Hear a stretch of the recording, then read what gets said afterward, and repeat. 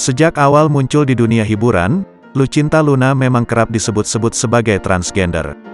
Tak pelak banyak yang mencoba-coba membongkar identitas asli Lucinta Luna meski tak berhasil. Salah satu yang cukup menghebohkan adalah beredarnya foto KTP diduga milik Lucinta Luna.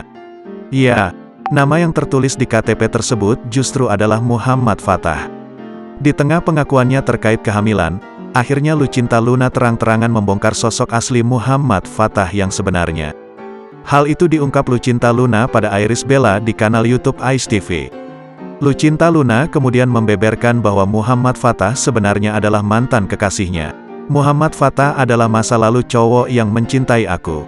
Mantan aku, yang sebetulnya enggak perlu diingat-ingat lagi, ucap Lucinta Luna.